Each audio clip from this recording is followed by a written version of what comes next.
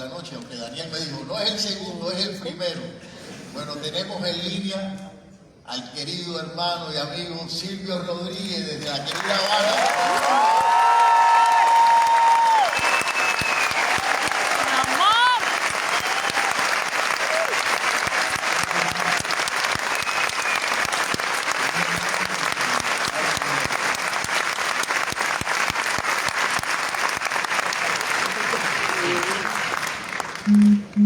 Silvio, los que te conocemos, para empezar con la primera pregunta, sabemos que te gusta estar más detrás de la cámara que delante, porque ama la fotografía. ¿Cómo te convenció Daniel para hacer este libro? O si fue una idea tuya, ¿nos puedes contar algo al respecto? Eso fue surgiendo a partir de encuentros que tuvimos Daniel y yo, que nos conocimos si mal no recuerdo, en República Dominicana. Y después empezamos a coincidir en alguna gira que hice por Argentina, Chile, México, otros países de Latinoamérica. Y a partir de ese acumulado de fotos que le fue apareciendo a Daniel, pues entonces ahí un día me dijo, oye, quiero que tú crees hacer un libro. Y como él nos mandaba las fotos, había fotos muy divertidas. Y entonces, bueno, además que te haga un libro de fotografía, un fotógrafo como Daniel, la verdad es que hay que ser bobo para decir que no. Y Daniel, en este tema de cómo surge el libro, ¿qué te motivó? ¿Nos pudieras comentar también? Pues yo fui joven escuchando a Silvio.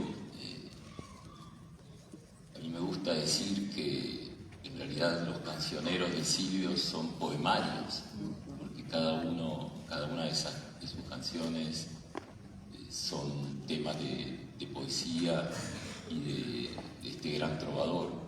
Y cuando empecé a retratarlo, me di cuenta de que en realidad estaba contando un relato. Toda fotografía es un relato, toda fotografía contiene un relato, pero siempre me ha interesado ese momento de invisibilidad que hay antes y después del clip.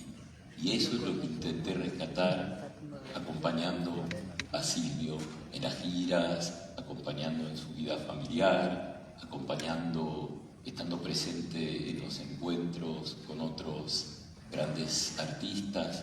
Hemos visto a Aute, a Joaquín Sabina, a Feliú, hermanito de vida de Silvio, a escritores, a Pichi, a Jorge, que aprovecho para agradecerle por su amistad y su complicidad. Y así llegué un día a La Habana. El primer encuentro, el punto de partida para este libro fue un viaje a La Habana. Nos dimos cita en tu estudio, en Ojalá, y Silvio me dijo, ¿por dónde empezamos? Y yo le dije, pues invítame a tu casa. Y veo que Silvio mira a Niurka mira a Silvio, y le pregunto, ¿hay algún problema? Y Niurka, divina como siempre, me dice, no, es que nunca entró un fotógrafo profesional a la casa. Silvio es muy respetuoso y muy riguroso con su intimidad, y yo, pícaro, le digo, claro, no entró ninguno porque me estabas esperando a mí, vamos a tu casa. Ese fue el kilómetro cero y el puntapié, y el primero de otras series de viajes y de complicidad. Bueno, ha sido un gran viaje, ¿no? Esta gira última de Silvio, que es un concierto multitudinario, estadios llenos.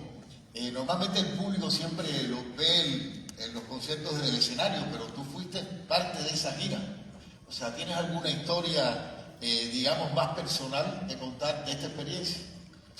Bueno, la verdad es que lo cuento, Silvio. El gorrito que usamos en Cuba se llama bolchevique, ¿no es cierto?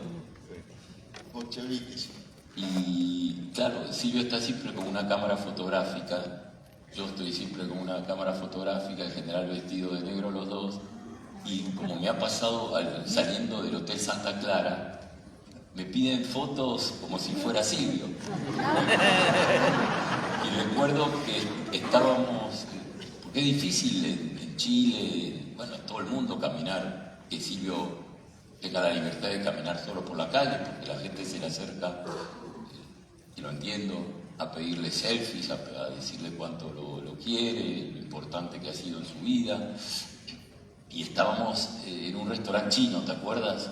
Y se acercan comensales de la mesa al lado y yo estoy convencido de que le van a preguntar algo a Silvio, ¿no? Se acercan y me piden una foto a mí. Y entonces yo lo miro a Silvio y Silvio me dice... Y empiezo a firmar autógrafos. Pues realmente les tengo que confesar que cuando me hablaron de ser parte de esta charla, que por supuesto me enamoré de la idea, pensé que en algún momento teníamos que hablar de cine, porque yo conozco el amor de Silvio con el cine, aparte de su vinculación desde la creación del grupo de experimentación sonora, toda la música que ha hecho Silvio para películas, para ese gran animado icónico, el Pidio Valdés, esa canción maravillosa, en fin. Y entonces me gustaría, a ti te conocí, Daniel, haciendo con Miguel Itín, Tierra del Fuego, después con Luis Sepúlveda, No Pueda, en Argentina, en fin, que nos vincula de alguna manera el cine entre los tres. Y yo quería preguntarle a Silvio que nos comentara algo del cine, lo que significa el cine para ti. ¿Qué nos puedes comentar al respecto? ¿Vemos el videito primero? No, vamos después, hacemos el resumen. ¿Qué significa el cine para mí? Si este vínculo de trabajo con el cine. Bueno, mi mamá siempre contó, lo dijo varias veces en su vida, lo decía así, a cada rato lo recordaba en voz alta, que a los 20 días de nacido me llevó al cine por primera vez. Vaya si tengo un vínculo con el cine. O sea, la primera vez que vi cosas extraordinarias sucediendo ante mis ojos fue el cine que me las proporcionó. Entonces, siempre fui un amante del cine, siempre, toda mi vida. Recuerdo que incluso cuando estaba en el ejército que me daban pocos pases, porque yo pertenecía al primer llamado del servicio militar obligatorio en Cuba y daban muy pocos pases en esa época. Fue la primera experiencia de servicio militar y nos llevábamos el recio para los reclutas. Y a veces el pedacito de pase que yo tenía lo que hacía era meterme en un cine, con eso se los digo todo. No podía prescindir del cine. Y ahora que estoy más viejo, pues lo que he hecho es hacer una colección de películas de todos los tiempos, de todos los años, de todos los estilos, de todos los países. Y cada vez que tengo un momentito, lo que hago es ver cine. Imagínate lo que significa el cine para mí. Es una extensión de mi existencia el cine. Y si tomamos en cuenta que además trabajé unos cuantos años en la industria cinematográfica, en el ICAI, y tuve la oportunidad, el privilegio de hacer música para algunas películas, ¿qué decir? Es parte de mi existencia el cine. Bueno, ahora nosotros queremos hacerte un regalo porque yo la primera película que codirigí con Vladimir Cruz, Afinidades, tuve la gran suerte de que Silvio hiciera la música y hay una canción que usamos dentro de la película, Jugábamos a Dios, que quisiéramos presentarle el video del tema.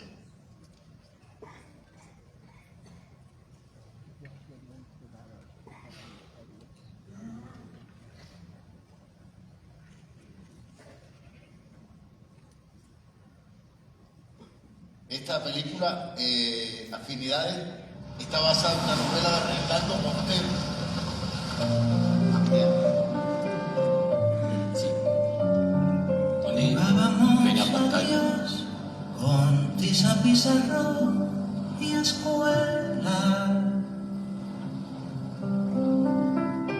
Cuando era ganador el barco de más alta vela,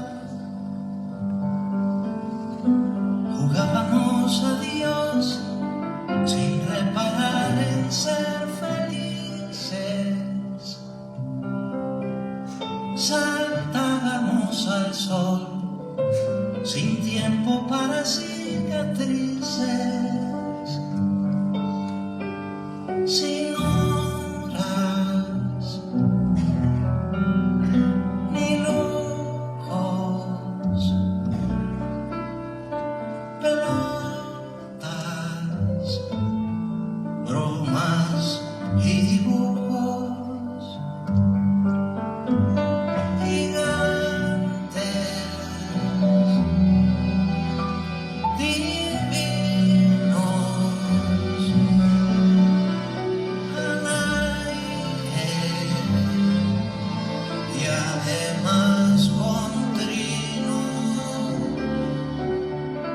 Ahora que se fue el tiempo bienaventurado, te invito a conocer de nuevo un corazón alado,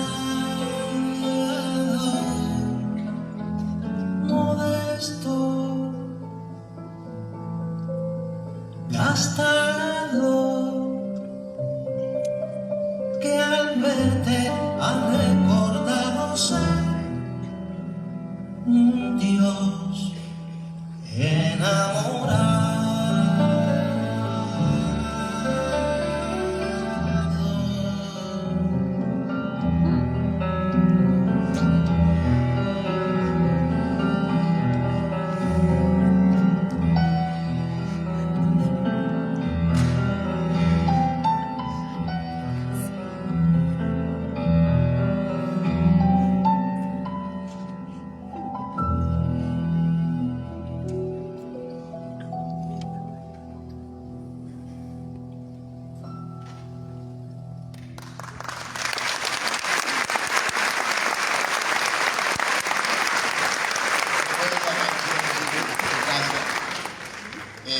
Contaba Cortázar en sus clases de literatura que sus cuentos muchas veces habían nacido de sus sueños, especialmente de sus pesadillas. ¿Te ha pasado lo mismo con alguna canción? Por ejemplo, pienso en Sueño con Serpiente.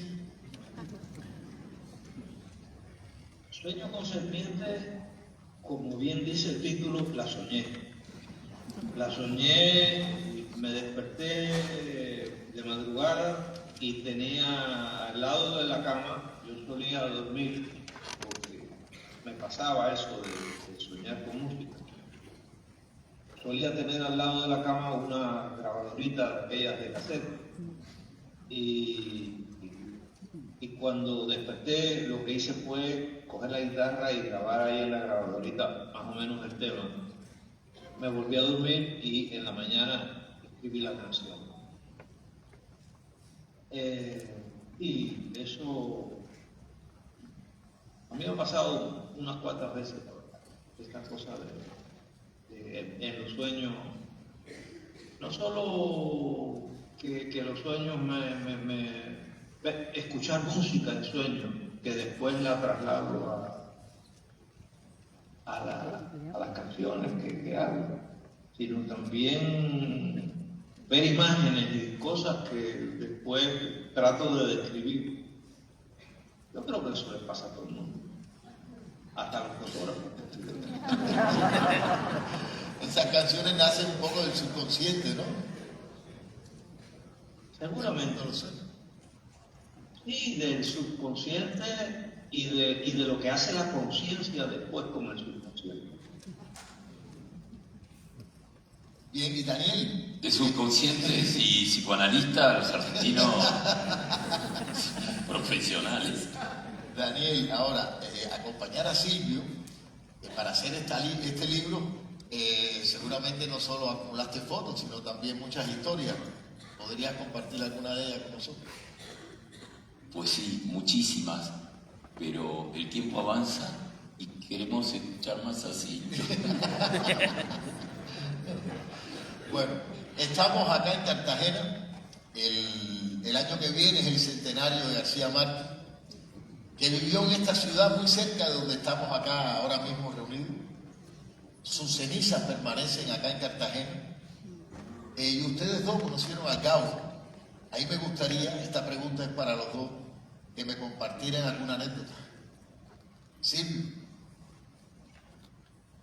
Mira, puedo contar unas cuantas cosas sobre Gabo. No estuvimos muy cerca realmente, pero nos vimos unas cuantas veces y teníamos una comunicación muy fácil, realmente, muy fácil. Hicimos algunas cosas juntos. Estar en Cartagena y hablarme de Gabo, bueno, la única vez que yo estuve en Cartagena, estuve ahí invitado por Gabo. Y estuve ahí invitado por Gabo para ser jurado del certamen de cine de Cartagena.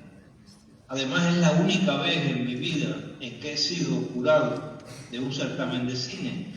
Eso también lo debo a Gabo. Mira cuántas cosas se me juntan ahí con Cartagena y con Gabo. ¿Y Daniel? Contar a la anécdota del avión, Silvia. Bueno, esa fue otra.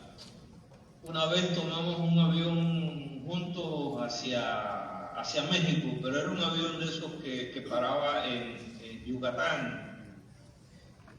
Estaba muy malo el tiempo, muy malo el tiempo. Y los únicos dos pasajeros que iban en el avión éramos Gabo y yo. Donde se hubiera caído esa vaina. Era un poco raro. Otra que soñamos. Nos sentamos juntos, por supuesto. De la manito así. Dábamos la mano. Aquello brincaba que parecía un animal encabritado. Era una cosa espantosa, nos mirábamos y hasta que yo, no muy tarde, prácticamente despegando, saqué una botellita que tenía ahí para el viaje y empezamos a bebérnosla y empezamos a conversar. Entonces, entre las conversaciones, me empezó a hablar el Gabo de unas ideas que se le ocurrían, que no eran unas ideas largas, sino que eran unas ideas así muy breves. Me dijo, no son novelas, porque no tienen esa profundidad, esa largura. Tampoco son cuentos, porque no son historias con muchas anécdotas. Y entonces, ¿qué son? Le pregunté yo, y él me dijo, para mí que son canciones. Entonces me contó una de esas breves historias que él consideraba canciones. Y yo estuve ahí años tratando de convertir aquella idea en una canción. Y no había manera. Hasta que un día hice todo un texto que al final se empataba con la historia central que él me había contado, que era que una señora que se iba a casar, una muchacha que se iba a casar, el hombre que tenía que casarse con ella la embarcó en el altar, no se presentó. Y entonces ella tomó un carretón enorme sobre el que puso todos los regalos que le habían hecho por la boda y uno a uno los fue devolviendo. entonces yo hice una canción que al final sugiere eso. Es una canción que no tiene nada que ver con la anécdota. Yo siempre he dicho que sin la anécdota de Gabo no hubiera podido ser.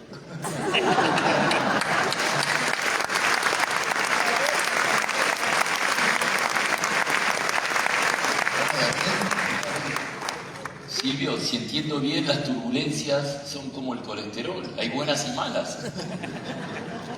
Porque esta fue buenísima para la creación. Es que mis anécdotas con Gabo, pues, a ver, una que nunca conté. La primera vez que retraté a Gabriel García Márquez, llegué a él gracias al gran Gaviero. Fue Álvaro Mutis que convenció a Gabo de dejarse fotografiar. Eso sucedió en la ciudad francesa de Biarritz, el País Vasco francés, en el año 92. La consigna de Mutis fue: Daniel, te vas a Biarritz, te buscas un hotel, me pasas el número de teléfono y Gabo te va a llamar. Cuento chino. Me fui a Biarritz, me busqué un hotelito frente a la estación. Cada vez que pasaba un tren, el puerto se movía. Miré el teléfono blanco y lo seguí mirando. Y me quedé horas esperando la llamada. Cuando finalmente ya sonó el teléfono, era Gabo, que me dice: Álvaro me ha hablado de usted. Gabo no me tuteaba. Y me sorprendió con una pregunta. Me dice: Daniel, ¿quiere que me ponga corbata? Y yo, que quería parecer inteligente, le dije: mire, Gabo, esta mañana salí a caminar por la playa de Biarritz y de repente me sentí en su Cartagena de Indias. No se ponga corbata. Y esa foto sin corbata, caminando por la playa, son las primeras que le hice a Gabo. Bueno, yo quiero contar algo también, porque como Silvio, la primera vez que vine a Cartagena fue en el año 94, y me esperó el Gabo a presentar Fresa y Chocolate. Íbamos a estrenar la película acá durante el festival, y en la llegada el Gabo nos estaba esperando, cogió a Vladimir por aquí, a mí por acá, nos hicieron una foto y salió en todos los periódicos. Al otro día la película no se había presentado y todo el mundo en Cartagena nos conocía. Eso fue muy divertido. Y después entonces el Gabo, que andaba siempre tan elegante, su estilo caribeño, tenía unos zapatos hechos por un artesano de Cartagena, y nosotros le celebramos los zapatos al Gabo. Y nos dijo: les voy a regalar un par de zapatos a ti y uno a Vladimir. Y se terminó, nos fuimos.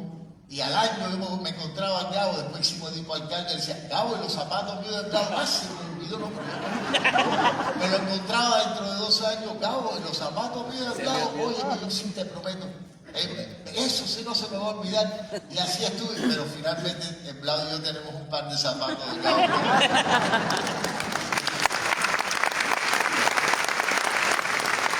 Y los zapatos son estos.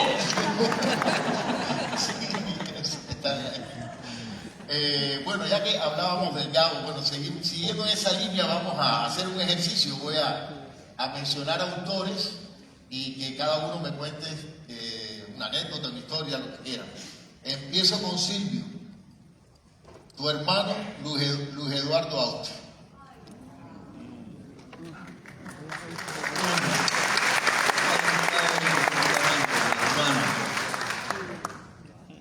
A Eduardo, imagínate, nos unen muchas cosas. Te podría decir que muchas artísticas, musicales, poéticas, pero yo creo que son más éticas. las que nos consolidaron como hermanos. Eduardo era un ser humano fuera de liga, y un defensor de Cuba a capa y espada. Era una persona de un nivel de fidelidad a toda prueba. A mí me conmovía tu solidez en medio también de ese mundo tan increíble que tenía intelectualmente. Porque Eduardo no era un artista de esta época, era un artista del Renacimiento. En realidad, Eduardo esculpía, pintaba, dibujaba, hacía música, actuaba, guiones, cantaba canciones. No tenía ya que hacer. No lo vi bailar. Seguramente bailaba también, de lo mejor. Un hermano. Ahí está, ahí lo tengo, siempre conmigo. Esta es para ti, Daniel. Julio Cortázar. Bueno,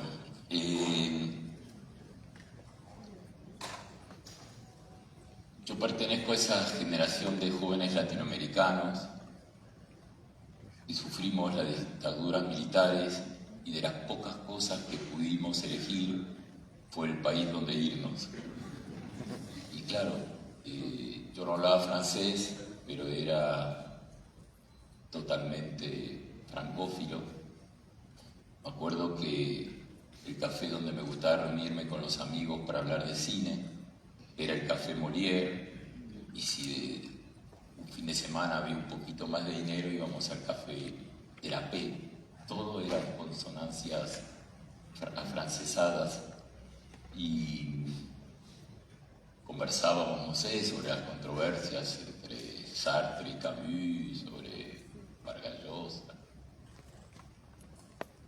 Y cuando llego a París, al poco tiempo de llegar, me proponen hacer una exposición. Yo hacía una fotografía muy inspirada en la buena fotografía mexicana, comprometida, social. Y un día antes de la inauguración estaba en mi guardilla de la Rue de la Motte Piquet, 6º piso, sin ascensor, el baño compartido para todos los del 6º piso. Evidentemente no había teléfono, y me doy cuenta de lo solito que estoy, y que mañana va a ser la primera exposición de mi vida y que no me va a acompañar nadie.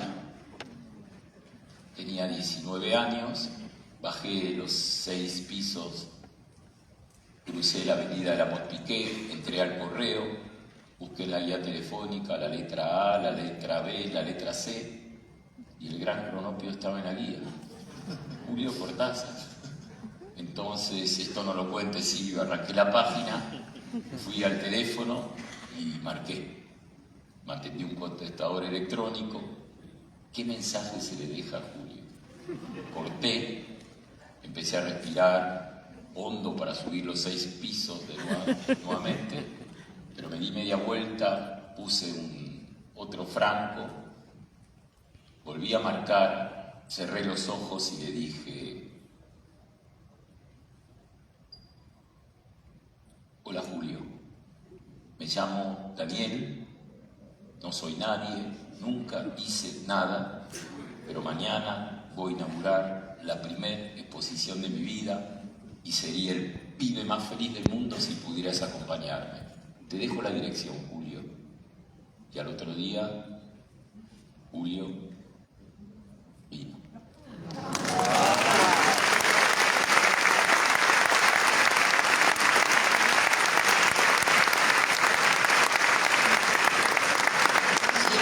Julio es el de la derecha. Silvio, Ernesto Sábado. Oye, Ernesto,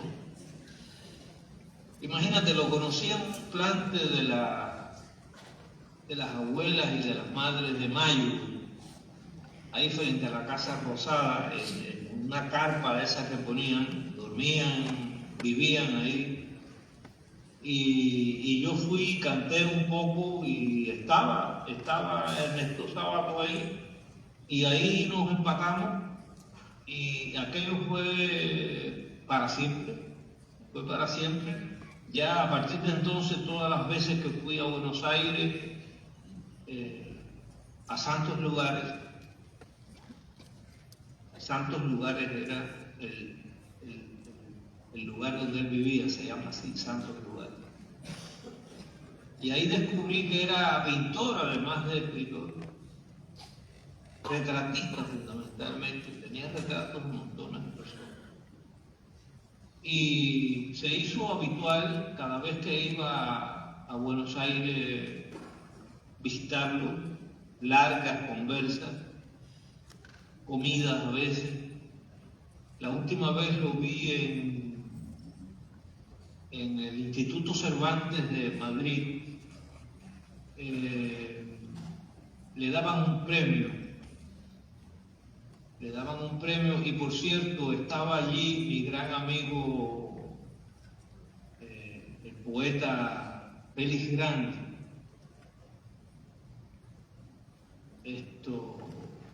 En fin, un hombre maravilloso, Ernesto, inolvidable. Vaya novela que escribió ese hombre. Era un científico, escribiendo sobre la vida humana. Inolvidable. Esta sigue siendo para ti. Mario Benedetti.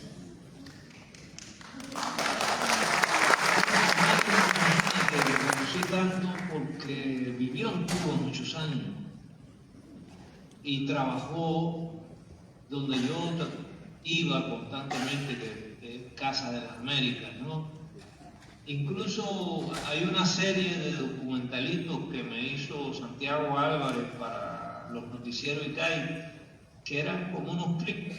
Eso todavía por entonces no se usaban los clips. Esa cosa de hacer pequeñas reseñas musicales. Y Santiago fue como un pionero de él. Y en el primero que me hizo, que fueron como 4 o 5, sale Mario, porque hay un plano al principio en que yo me estoy acercando, es un zoom, es un telefoto así, un zoom, que tú sabes que da una imagen así pegada, y yo vengo caminando desde la esquina y como que no avanzo porque el zoom te da esa sensación. Y de pronto me pasa por delante una persona que me saluda y yo lo saludo. Va con un portafolio. Es Mario. Ahí está, quedó ahí, va. Toda la vida. Es Mario. No se le ve la cara, pero es Mario. Y, en fin, era tremendo. Una vez me sorprendió, me dijo que quería hacer un libro, una publicación, porque se puso a publicar cosas de autores que cantaban.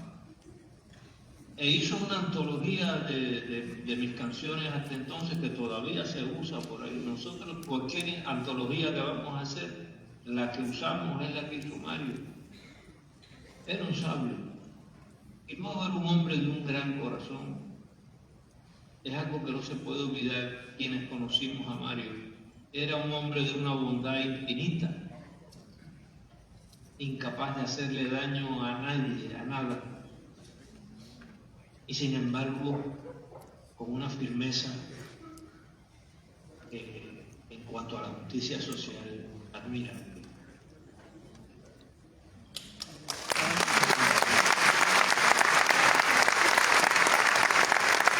Sigo contigo. Luis Sepúlveda. Oh, Luis Sepúlveda, qué lindo tipo. Lo vine a conocer al final, había leído sus novelas, era muy amigo de Daniel. Esa foto que está ahí nos la hizo Daniel. Era muy amigo de Daniel. Y lo vine a conocer al final en un concierto, coincidimos. Y un escritor de una sensibilidad muy especial. Un hombre también muy solidario y muy cariñoso, muy afectuoso. Un gran tipo, chileno. Bueno, como dice Silvio, era muy amigo de Daniel, era un hermano de Daniel, y yo soy testigo de eso. Así que me gustaría oírte también. Ay, el tiempo. Se llamaba Luis y era cocinero. Vivía en Santiago y no tenía chambita, no tenía trabajo. Le proponen un trabajo en el norte de Chile, pero Irma, su mujer, estaba embarazada de 7 meses y medio. Luis regresa a la casa, le pregunta a Irma y deciden aceptar el trabajo. Ponen todas las cosas que entran en el viejo Fort Houston, toman la mítica ruta panamericana, la 5, la misma que tantas veces tomé con Luis, pero esta vez no dirección sur, no hacia la Patagonia, sino hacia el norte. A 300 kilómetros de Santiago, Irma no se siente bien. Deciden parar en el primer pueblo que encuentran. Buscan un hotelito, entran al hotel, llaman a un médico, el médico llama a una partera y nace Luis Sepúlveda Cafulcurá, el gran escritor de literatura de viajes y de aventura. Nació en un hotel. Luis me cuenta esta historia en uno de nuestros muchísimos viajes a Patagonia y a Tierra del Fuego, y yo lo miro pensando, ¿cómo no la escribiste? El maldito 16 de abril, que el coronavirus se lo llevó, para atravesar mi propio duelo, empecé a intentar recordar todas esas historias que Luis me fue contando a lo largo de nuestros 30 años de hermandad. Y lo primero me di cuenta que en realidad me las contaba para ponerlas a salvo, y que yo, como su hermanito menor, estaba obligado a contarlas. Y llamé a Carlos, a su hermano, y le pregunté: Carlos, ¿te acuerdas cómo se llamaba el hotel? Y me dice: claro, Hotel Chile. Y ese es el título del libro que publiqué en Tusquets al año del fallecimiento de Luis, donde reúno las imágenes y las historias que Luis me fue contando. Pero a ti también te une, Luis, a nosotros. Sí, por la película. Nowhere, fue una experiencia extraordinaria realmente. Su primera película como director, era guionista Y su última. Y su última, sí, nada más. Hizo una película, pero era un gran amante también del cine. Hay muchos escritores que sueñan también con hacer cine, me he trabajado con algunos. Silvio, uno para ti, otro gran hermano tuyo, Vicente Fellú. Bueno, a Vicente lo conocí con 14 años en la puerta de la escuela. Llego yo a esa escuela, yo tenía 15, y veo un tipo enredado a los piñazos con otros 3. Y inmediatamente me meto, yo que nunca he sido bronquero, y muchísimo menos héroe ni nada de esto. A mí no me gustan las broncas, las piñaceras, ni nada. Pero veo a 3 hombres dándole a uno, 3 muchachos dándole a uno, y trato de desapartarlo. Ahí agarré mi pescozón también de vez en cuando. ¿Y quién era la víctima? Vicente Fellú Miranda. Tenía 14 años y eran 3 muchachos que habían pasado por la puerta de la escuela y se habían metido, habían ofendido a una muchachita que estaba sentada cuidando la puerta de la escuela. Así era Vicente, era un caballero de honor medieval, y él era un dirigente juvenil en ese momento, y fuimos a muchos cortes de caña, a muchos trabajos voluntarios cuando éramos así jovencitos. Después nos separamos porque a mí me cogió el servicio militar y él empezó a estudiar una carrera universitaria. Pero enseguida que volvimos y nos reencontramos, ya los dos estábamos tocando la guitarra, haciendo canciones, cada cual por su lado llegó a esa conclusión. Su padre hacía canciones, yo creo que a él le vino por eso.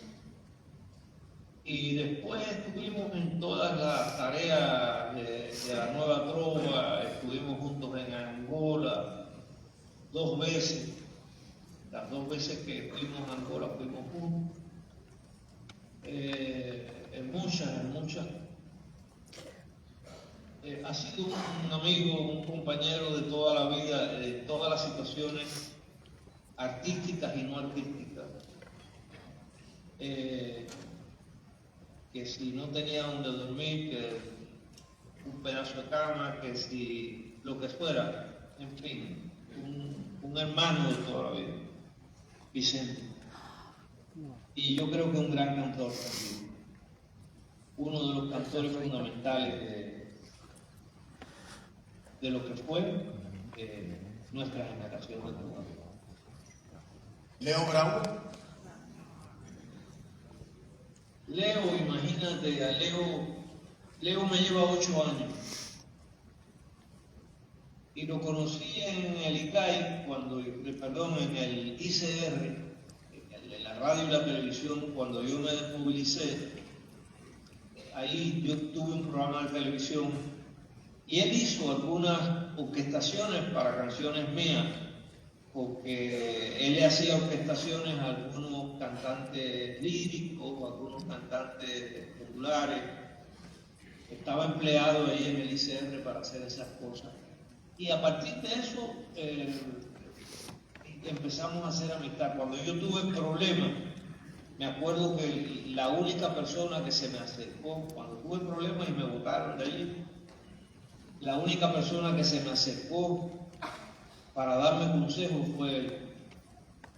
Me citó, me dijo, vamos a vernos en La Habana Libre al mediodía. Y fuimos para allí y me dijo, escríbelo todo. No dejes nada sin escribir. Y toda la vida ha sido así un maestro. Después Alfredo nos llamó para la idea que tenía de hacer un grupo que trabajara la música del cine. Y ahí en esa primera reunión donde se empezó a gestar lo que fue después el grupo de experimentación sonora, estuvimos con Alfredo, Leo y yo. Y de haberlo tenido de maestro, de amigo, más que de maestro, de amigo, de cómplice, ha sido algo impagable, porque Leo es un genio, Leo es un ser extraordinario, Leo es un filósofo, Leo es un hombre cultísimo, además de un gran músico. Sí, sí.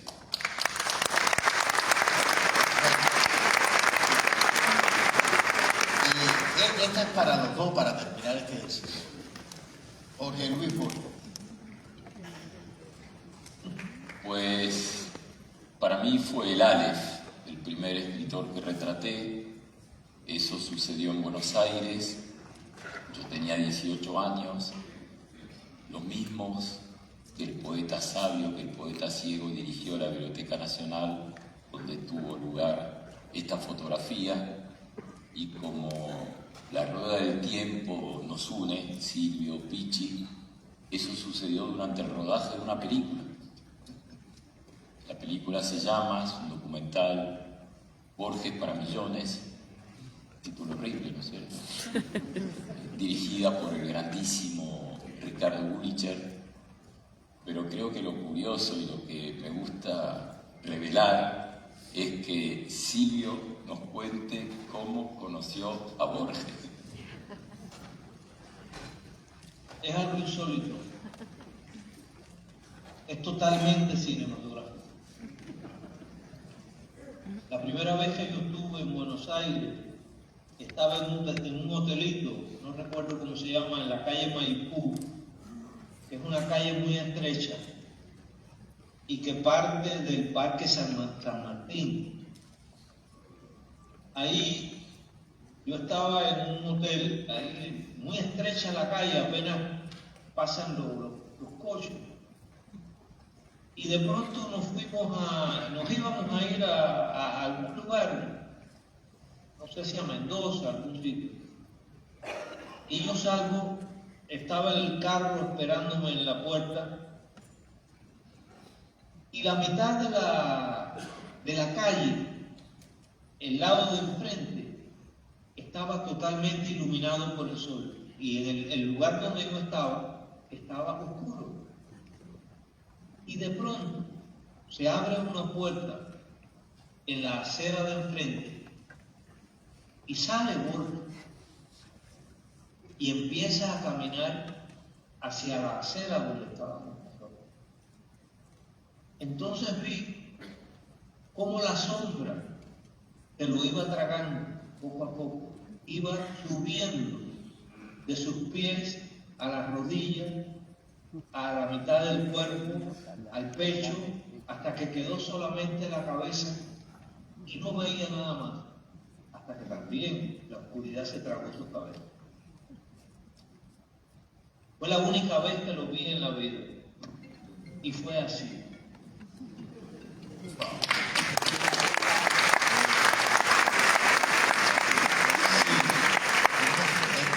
Aquí jugamos contra el tiempo, ¿no? Pero vamos a tratar de... Hay una canción tuya que habla de tus orígenes, de alguna manera, ¿no? Yo soy de donde hay un río, que habla de tu San Antonio, de tu río Arihuanao. ¿Cómo nació esa canción? Esto es lo que nos perdemos. Esa canción nació fundamentalmente por mi abuelo, que me había contado que cuando niño no había conocido a Martí. Sucede que en Tampa, en la ciudad de Tampa, en la Florida, en el siglo antes pasado, en el siglo 1900, 18, 19, perdón, hacían una zafra del tabaco. Llegaban a hacer hasta 1 millón de tabaco. Y gran parte de la gente que hacía esa zafra eran cubanos, que montaban en la época en que se hacía en barcos, que los venían a buscar. Uno de esos barcos era el Olivete, que fue el barco en el que Martí mandó a Juan Gualberto Gómez la orden de alzamiento para la Guerra de Liberación de 1895. Y en ese barco viajaron mi bisabuelo Francisco Domínguez y mi abuelo, al principio que era un niño. Y en uno de esos viajes, en la última década del siglo XIX, mi abuelo en una bodega, ese cuento nos lo hacía cuando éramos niños a cada rato con esos partidos.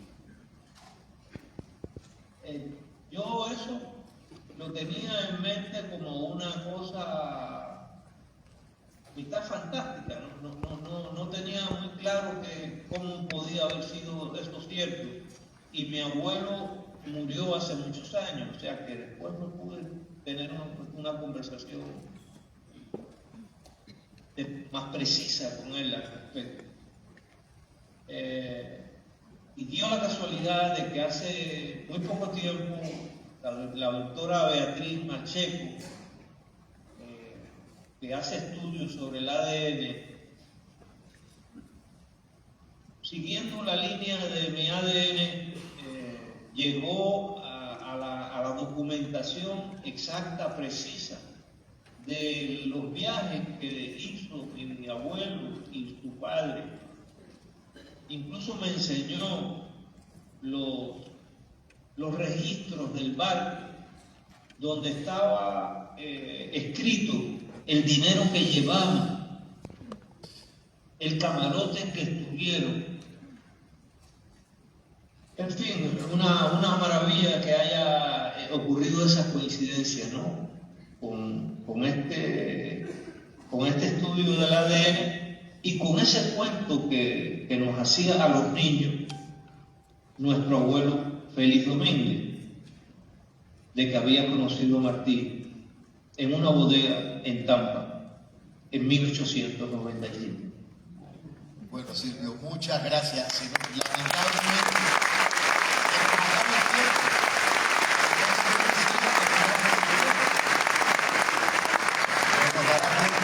Sí, dura 2 minutos. sí, bueno, vamos a terminar con un video. Gracias, Silvio.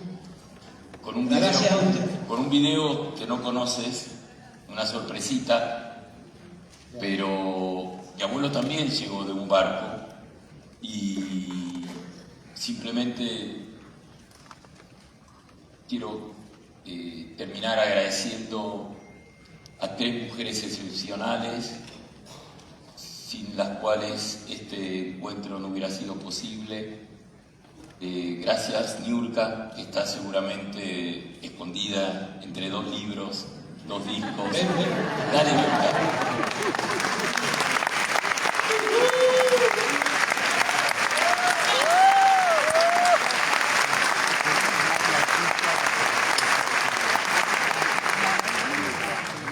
A Elsie, que es la mano derecha y la mano izquierda de Jorge.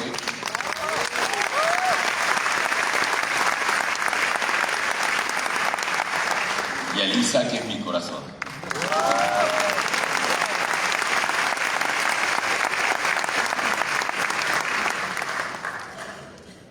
¿Cuál será la casa Silvio? Esta es la casa Silvio. A ver, hace falta encontrar a Silvio, a ver si... ¿Le hace falta qué? Encontrar a Silvio, a ver. Bueno, a ver, a La Habana. ¿Está en La Habana?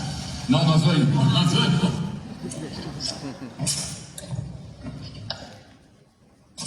Hay un libro, no creo cómo se llama, era sincero. Ahí hay una canción que se llama Más de una vez, que tiene un estribillo que dice: más de una vez al año hago algo que no se puede hacer. Pateo una piedra, levanto polvo, que da ese gusto ser. Me lleno entonces a escribir, algo solemne quiero hablar, pero la piedra me cae encima y nunca puedo terminar.